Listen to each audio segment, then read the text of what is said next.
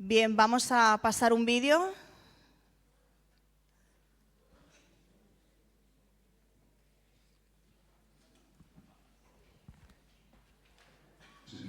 Da fruto cuando está completamente enterrada en la oscuridad. Una semilla no florece a la vista de todos. Su proceso comienza en lo oculto, bajo tierra, en silencio, en soledad. Allí, donde nadie la ve, comienza su transformación más importante. Primero muere como semilla y luego nace como vida nueva. Tú también pasas por momentos así, oscuros, incomprendidos, donde parece que todo se ha perdido, que estás enterrado por los problemas, la tristeza o el dolor, pero no estás enterrado, estás sembrado.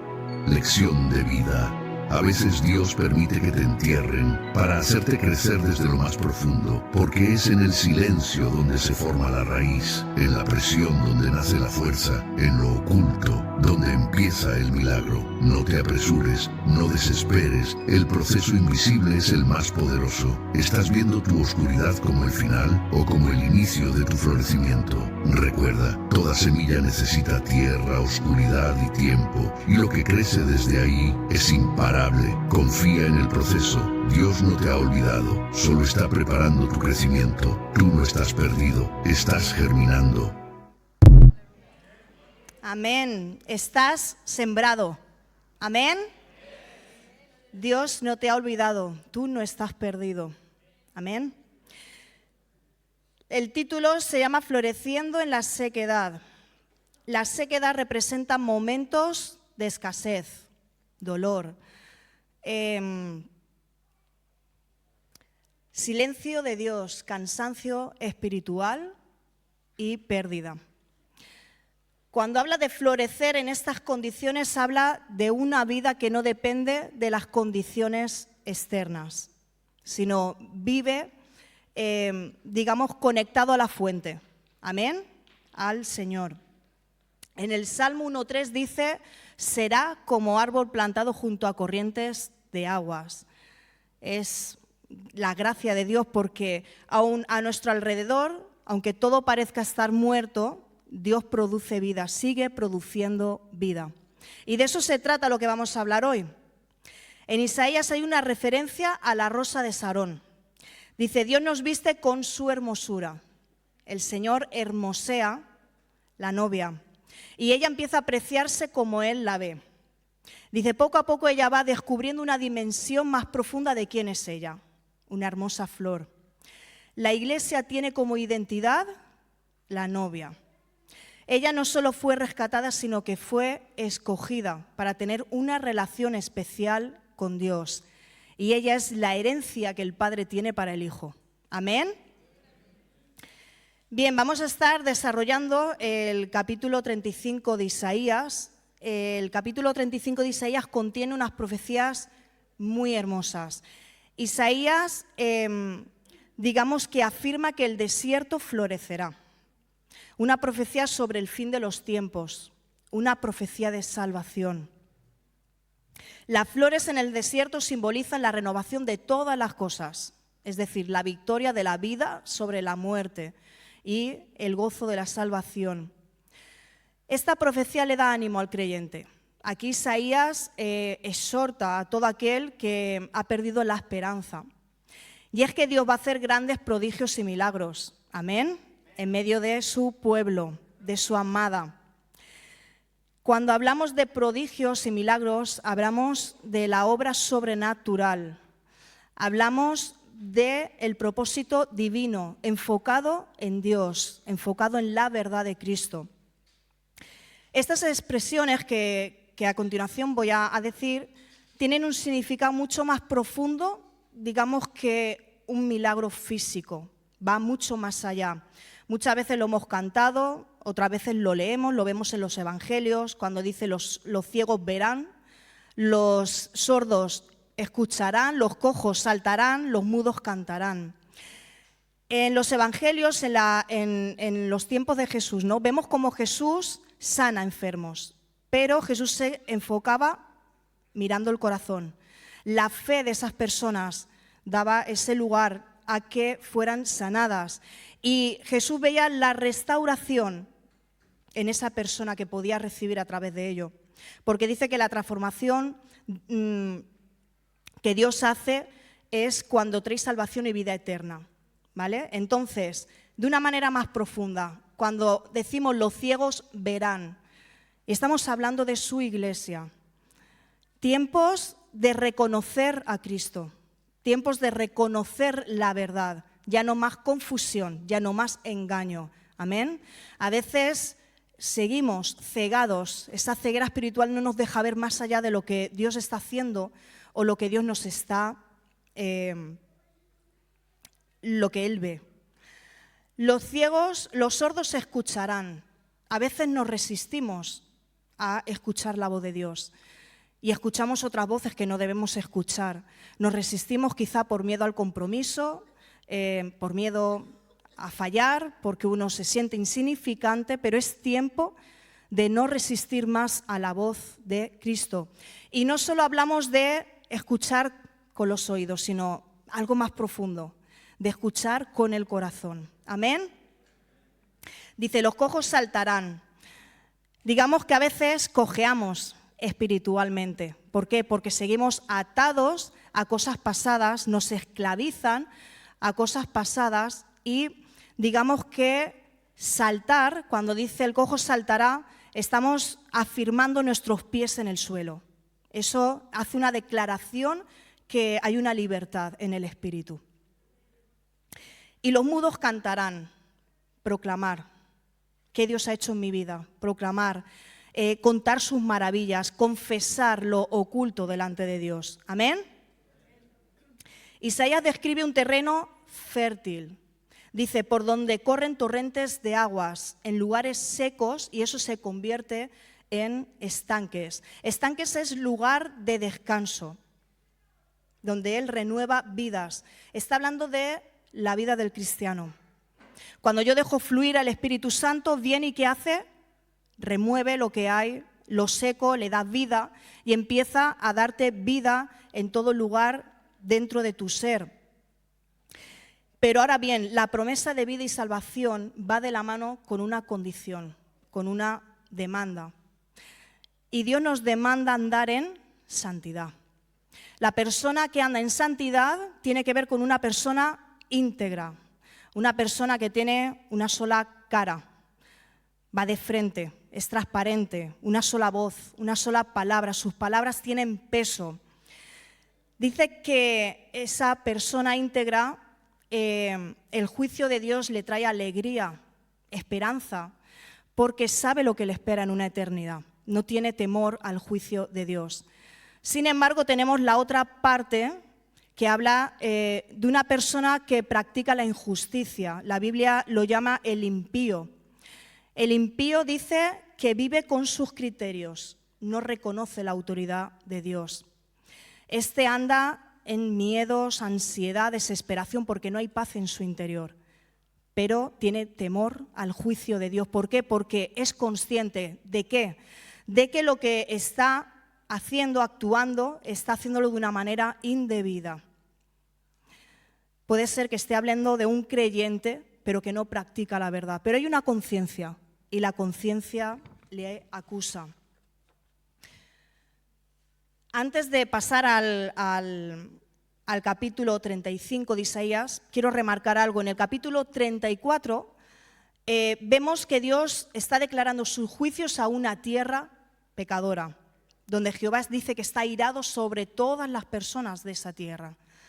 Sin embargo, en Isaías 35 habla de vida, habla de fruto, habla de alegría, habla de salvación. Y es que vemos aquí dos grupos de gente diferente, dos caminos diferentes, dos destinos diferentes. ¿Qué ocurre? Que desde que en el huerto del Edén desobedeció el hombre a Dios, existen dos grupos de gente diferente. Aunque toda la humanidad coincidimos en la muerte física, pero por lo demás es como vivir en dos realidades, dos verdades que no se pueden negar, están más que claras. Y así lo afirma Mateo 7, ahora sí. Mateo 7, 13 y 14 dice así: entrad por la puerta estrecha, porque ancha es la puerta y espacioso el camino que lleva a la perdición.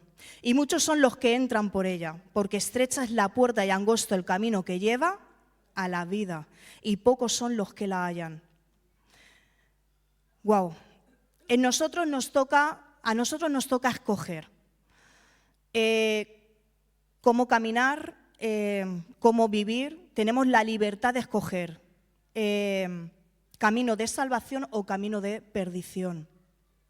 Si miras el presente y nos regimos por la mayoría, entonces escogeremos lo que le da una satisfacción a nuestra naturaleza humana. Entonces aquí hablamos de lo temporal que va con lo material, con lo palpable, con lo visible, pero crea una satisfacción momentaria. Es decir, son cosas que no permanecen, son cosas que se van deteriorando. Pero si piensas en el futuro, de seguro escogerás negarte a todo lo que tiene que ver con la parte humana y decidir por la puerta y camino angosto. Negarse a uno mismo, coger tu cruz, hacerte pequeño para que Él crezca en ti, negarte a tus deseos, a tus deleites, no hacer la voluntad del mundo, sino la de Dios. Y por mucho que cueste, obedecer. Esta es la parte que tiene que ver con la salvación. Dios usa a Isaías en uno de los tiempos muy difíciles y críticos de la historia de Israel.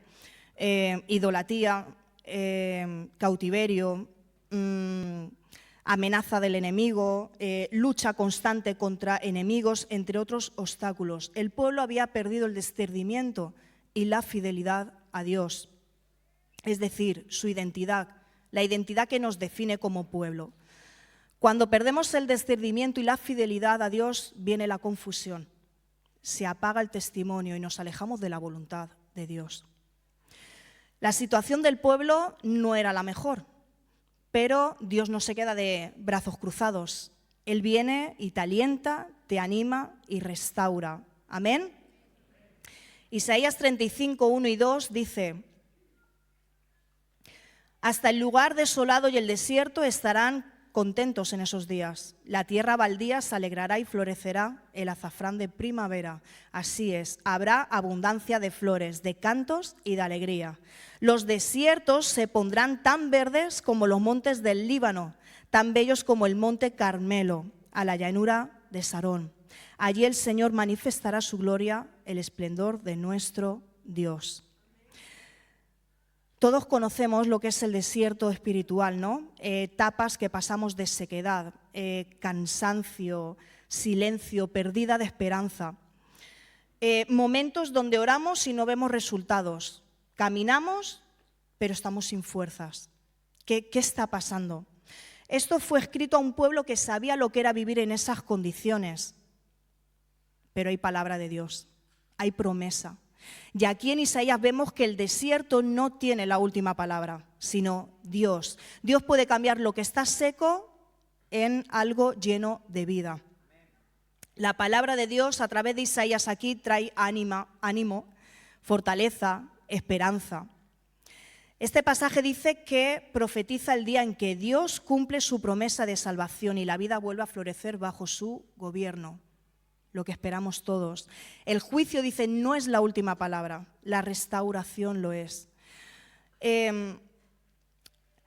Este capítulo no fue escrito para un pueblo fuerte, para un pueblo debilitado, un pueblo frustrado, cansado, agotado, seco por dentro, incluso tentado a pensar que Dios estaba callando, guardando silencio para siempre. Y es que el desierto describe el alma cansada, describe la iglesia golpeada, describe el creyente que camina así, pero sin gozo en su vida. Y es que el desierto representa lo que perdió vida, pero no perdió propósito. ¿Amén? ¿Hasta aquí bien? Dios no saca al pueblo del desierto primero. Primero transforma el desierto, Él interviene en tu vida. Interviene en tu proceso, interviene en la circunstancia que estás viviendo. Y no solo eso, estamos llamados en medio de todo esto a reverdecer, pero también a dar fruto. Fruto en amor incondicional. Si tú has experimentado el amor de Cristo en tu vida, sabes de lo que te estoy hablando. Un amor que no espera nada de la otra persona, no espera nada de parte del otro. Sin embargo, en el mundo siempre hay un amor que condiciona, pero aquí estamos hablando de un amor incondicional, lo que he recibido. También otro punto importante es la santidad. Sin santidad nadie verá al Padre. Sed santos porque yo soy santo. Desarrollar carácter. Cuando desarrollo carácter, entiendo la importancia de la obediencia, la pureza y demás, mucho más. Otro punto es la compasión. La compasión va de la mano de la bondad y misericordia. Lo que recibo no es solo para yo experimentarlo, sino también para darlo a otros. Él dice que somos instrumentos de sus manos, somos sus manos y sus pies. Amén. Y luego el cometido, tenemos un cometido. Hemos sido llamados a esa misión, ¿no? Tener la visión de Cristo, y eso nos apasiona. Cuando entendemos eso, nos apasiona por las almas. Isaías 35, 3 y 4. Dice, con esta noticia fortalezcan a los que tienen cansadas las manos y animen a los que tienen débiles las rodillas. Digan a los de corazón temeroso, sean fuertes y no teman, porque su Dios viene para destruir a sus enemigos, viene para salvarlos. Aquí anima, ¿no? Y restaura al pueblo. Nos dice de tomar nuevas fuerzas. Aquí el pueblo estaba desanimado, cansado por la situación que estaban enfrentando. Tiempos de desierto, prueba, donde tu fe es probada. En el versículo 4, esforzaos, no temáis. La palabra esfuerzo aquí implica ir más allá de algo físico o corriente, ¿no? Y también nos hace un llamado a la iglesia. Nos llama a sostener al cansado. Nos llama a hablar esperanza al temeroso. Nos llama a recordar que Dios viene pronto. Amén. Salmo 92, 10. Pero tú me has hecho fuerte como un buey salvaje, me has ungido con el mejor aceite. Habla de ese animal, ¿no? Que tiene esas características de fuerza y resistencia. Hoy Él viene a darte esa fuerza y resistencia con su poder en medio de lo que estás viviendo. El búfalo y el aceite simboliza la fuerza y vitalidad, la que Él da a los que en Él confían, la que Él da al que lo hacen su refugio, al que lo busca. Amén. La última palabra, últimas palabras del versículo 4 de Isaías 35 dice, vendrá, Dios mismo vendrá y salvará. Nos está hablando de cuando el Verbo se hizo carne. El mismo Dios humanamente, ¿no? Se hace humanamente, pero sin perder, ¿no? Sin dejar de ser Dios, para revelarse y salvarnos de nuestra propia condición. Y hoy lo seguimos viendo. Él sigue sacándonos de nuestro pozo cenagoso, esos tropiezos, esas caídas, de nuestras angustias, necesidades, crisis, luchas. Él conoce todo de ti y Él no te va a fallar. Isaías 35, 6 y 7. Dice, el cojo saltará como un ciervo y los que no pueden hablar cantarán de alegría. Brotarán manantiales en el desierto y corrientes regarán la tierra baldía. El suelo reseco se convertirá en laguna y los manantiales de agua saciarán la tierra sedienta. Crecerán las hierbas del pántano, las cañas y los juncos donde antes vivían los chacales del desierto. Aquí vemos sus promesas, son fieles y verdaderas. Y sin duda las aguas en el desierto implican algo. Y hay 4 puntos. Vida en medio de la sequedad. La fuente no depende del entorno.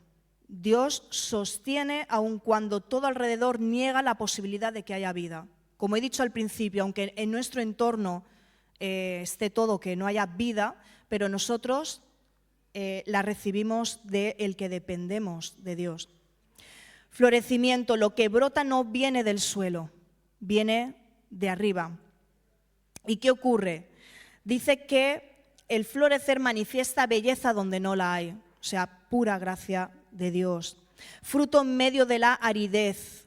Dios usa temporadas difíciles para para tratar el carácter, ¿no? Desarrollar carácter, compasión, autoridad espiritual. Dice, el fruto bendice a otros aun cuando tú estás en tu propio proceso. No te puedes imaginar en tu propio proceso lo que tú puedes producir en otros. Cuando no estamos enfocados en lo que nos ocurre, estamos dando fruto a otros. Estos 4 puntos tienen que ver con una iglesia que se levanta en fe.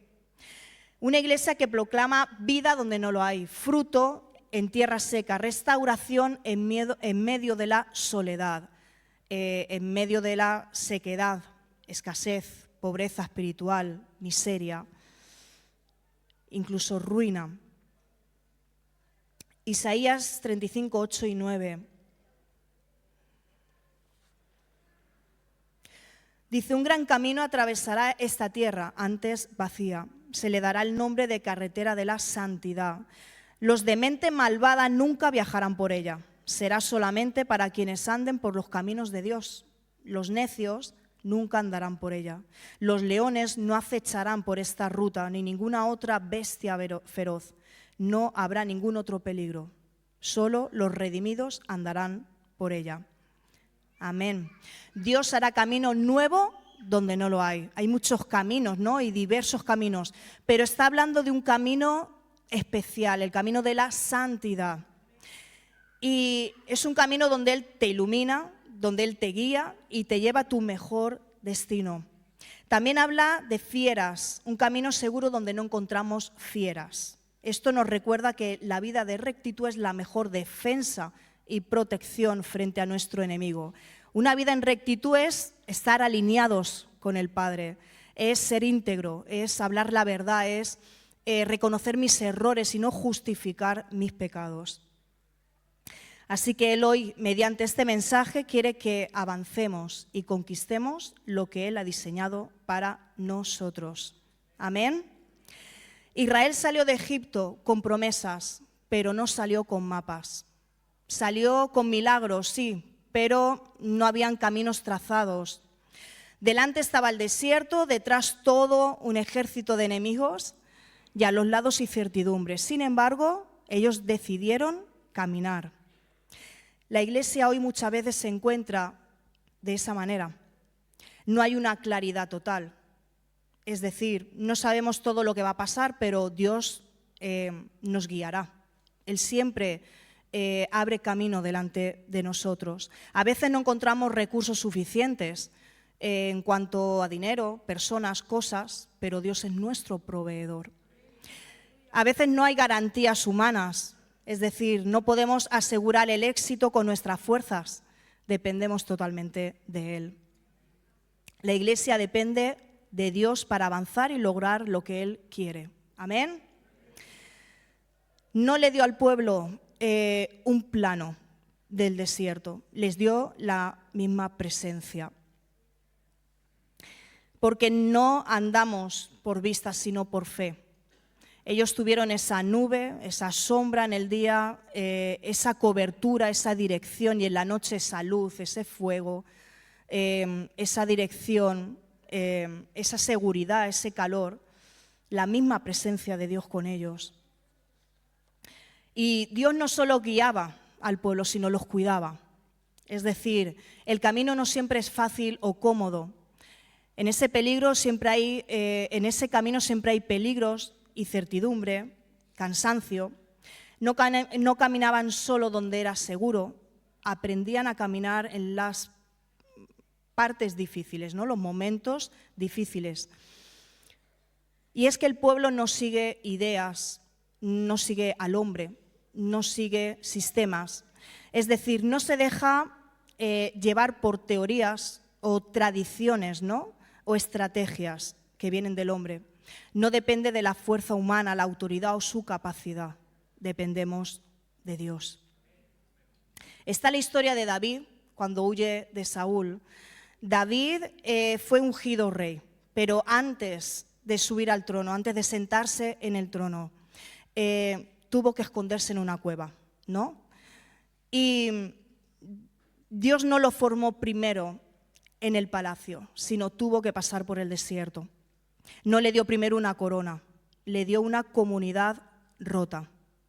Y dice que así nace una imagen poderosa de la iglesia, una comunidad imperfecta, que no está formada por gente fuerte, sino por gente quebrantada. Amén. Dice, la cueva no fue un fracaso, fue una intersección. O sea, David no estaba en la cueva porque Dios le había fallado, sino porque Dios estaba preparando algo mucho mayor. A David no le llegaron tampoco héroes, le llegaron gente herida, gente afligida, que estaban cargados emocionalmente, gente endeudada, que estaban quebrados económicamente, gente amargada de espíritu, que estaban heridos en el alma. Yo no sé si hoy eres de los que están afligidos, heridos en el alma o quebrados económicamente, pero estás en el lugar correcto. Amén. Porque Él no llama a los mejores, Él reúne a los que están dispuestos. Y cuando yo dispongo mi corazón, Dios hace el resto. Dice, porque Él no escogió lo necio del mundo, o sea, Él escogió lo necio del mundo para avergonzar a los sabios. ¿Por qué? Porque la iglesia no es un club de sanos, es un hospital de almas. Dice que los mismos que llegaron rotos a la cueva, dice, salieron como los valientes de David. O sea, la cueva no cambió el pasado de estas personas, pero sí transformó el futuro. Dios sigue formando su iglesia en cuevas, que el mundo no ve, pero el cielo honra. Amén. La vida de Jesús. Antes de predicar un sermón, antes de sanar enfermos, antes de llamar a los discípulos, ¿dónde fue llevado Jesús? Fue llevado por el Espíritu al desierto. Fue propósito, ¿verdad? Allí no había gente, no había multitudes, estaba solo frente a un enemigo que estaba tentando su identidad. Si eres hijo de Dios, le decía. El enemigo, aunque parecía que estaba poniendo a prueba el poder de Jesús, estaba tentando contra la identidad de Jesús como hijo. Y es que el desierto nos prueba si creemos la voz del Padre sin una confirmación externa. Es decir, aunque no vea el final, pero confío en una palabra que Él ya ha dado. O sea, confío en la palabra que Él respalda a través de su palabra. O sea, tenemos la palabra que es nuestra espada, nuestro escudo para hacer frente al enemigo. Jesús no hizo milagros para probar quién era, respondió con la verdad. Él dijo, escrito está. El desierto revela la profundidad que tenemos de relación con la palabra.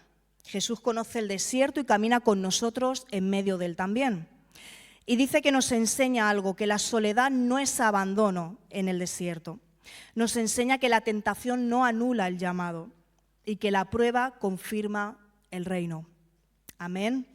El reino se afirma en secreto antes de ser manifestado en público, es decir, que primero obra de manera silenciosa aquí y luego es algo que se hace visible hacia fuera.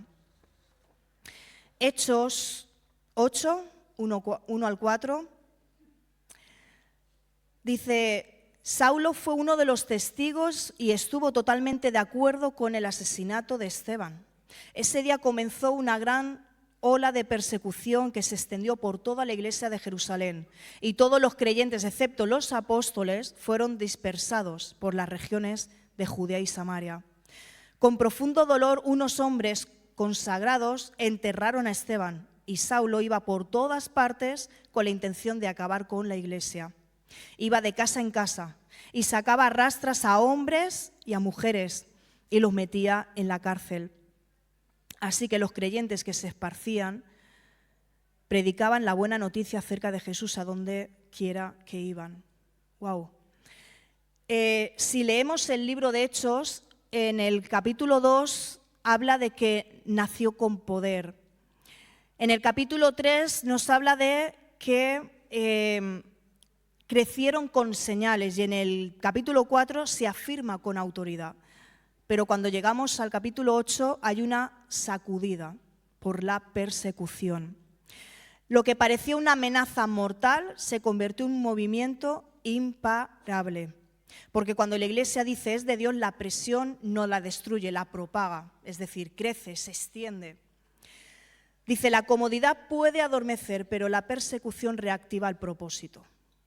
Es decir, vuelve a poner en marcha el propósito en lugar de detenerlo. Cuando Dios permite que la Iglesia sea movida, no es para que pierda identidad, ni mucho menos. Es para que haga visible el reino. En el versículo 4 dice, los que fueron esparcidos iban anunciando por todas partes el Evangelio. Habla de creyentes de la Iglesia primitiva. Dependía de una convicción viva. La Iglesia primitiva fue perseguida, esparcida, afligida, pero no la detuvo nadie. Cristo estaba en ella. Segunda de Corintios 11, 23 al 27.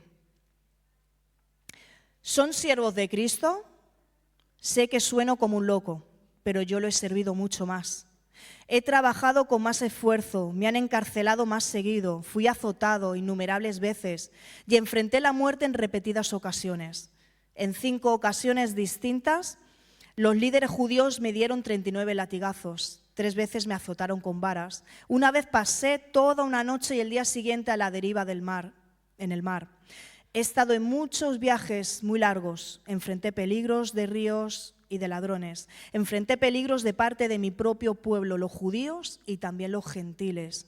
Enfrenté peligros en ciudades, en desiertos y en mares. Enfrenté peligros de hombres que afirman ser creyentes, pero no lo son.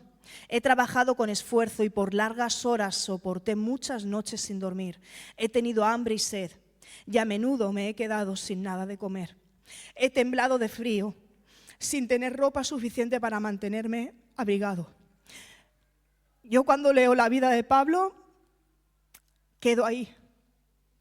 Porque digo, ¿cómo pudo este hombre soportar todo lo que vivió, no? Y es increíble, impresionante cómo en Hechos es el que persigue a los cristianos, hombres y mujeres los llevaba a la cárcel. Y aquí vemos un hombre totalmente transformado. Amén. La vida de Pablo es un ejemplo de perseverancia. Su vida nos enseña que la iglesia verdadera camina con cicatrices. Dice, porque Dios no promete ausencia de pruebas, sino su presencia en medio de ellas. Pablo experimentó la persecución física y emocional. La iglesia local constantemente eran amenazas lo que recibían.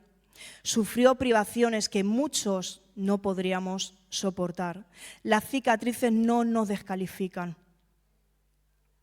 Nos hacen más fuertes y nos ayudan totalmente a depender de Dios. Una iglesia que camina con cicatrices no se avergüenza del pasado, no le detiene el dolor, sino que nos convertimos no en esa luz para otros en sus propios desiertos. No sé si lo has experimentado. El desierto de Pablo nos recuerda que la iglesia puede estar marcada por la prueba, pero no será derrotada. Porque donde hay cicatrices hay testimonio, y donde hay testimonio hay victoria. Pablo fundó iglesias, como hemos visto, en cárceles, naufragios, rechazos constantes en trabajo, en fatiga, hambre, sed, pero nunca dejó de avanzar. La iglesia no camina porque todo esté bien, camina porque la misión sigue viva. Amén. Y hoy la iglesia también camina en desiertos, caminamos en escasez, en silencio, rechazo, espera. Pero como decía Isaías 35:1, el desierto florecerá como la rosa de Sarón. Seguimos avanzando, seguimos avanzando. Mateo 16:18. Ahora te digo que tú eres Pedro, que significa roca, y sobre esta roca edificaré mi iglesia y el poder de la muerte no la conquistará.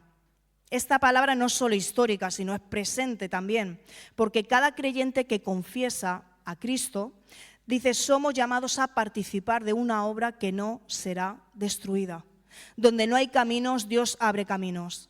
Donde no hay vida, Dios produce vida. Y cuando la iglesia sigue caminando, seguimos avanzando. Amén.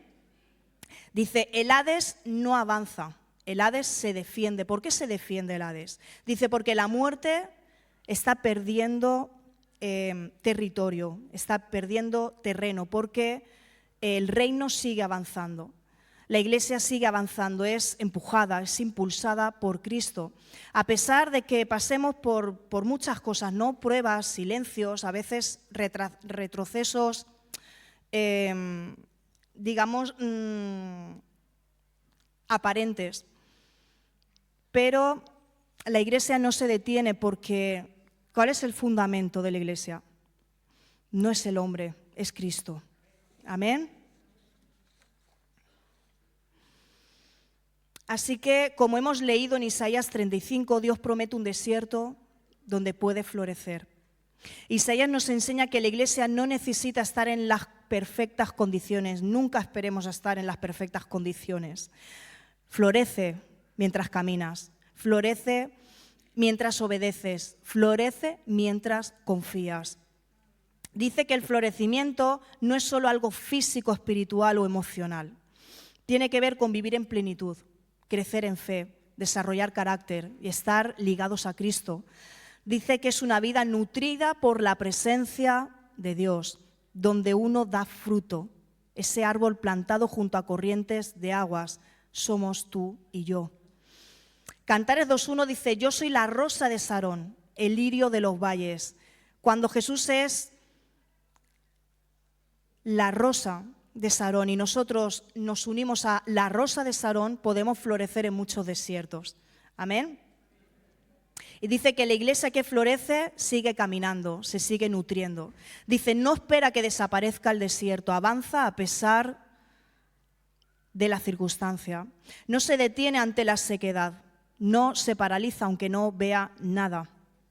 Confía en Dios y actúa en fe, porque su esperanza no está puesta en el hombre, no está puesta en la circunstancia, está puesta en el de arriba, en Cristo. Dice, la iglesia que camina en fe trae alegría donde hay sequedad y aridez, es decir, donde no hay vida, donde no hay gozo. La iglesia se levanta, está activa y empieza a darle gloria a Dios donde no hay vida, ¿no? Donde no había gozo. Y a veces es que el panorama de nuestra vida no es el mejor, así como el pueblo de Israel. Me gustaría que el grupo de alabanza subierais. Pero Dios nos anima a perseverar. Él quiere que renueves tus fuerzas en Él. Nos alienta a caminar por ese camino especial y necesario, la santidad. Y dice que viene con grandes bendiciones, así que hay que avanzar, hay que seguir hacia adelante. Hoy Dios te quiere animar y restaurar tu vida. La iglesia tiene que ver constantes flores en el desierto. Ver constantes flores tiene que ver con vidas que sanan. Tiene que ver con gente que supera vicios. Tiene que ver con vidas transformadas, familias que son restauradas. Eso es ver flores en el desierto. Amén. Nos ponemos en pie.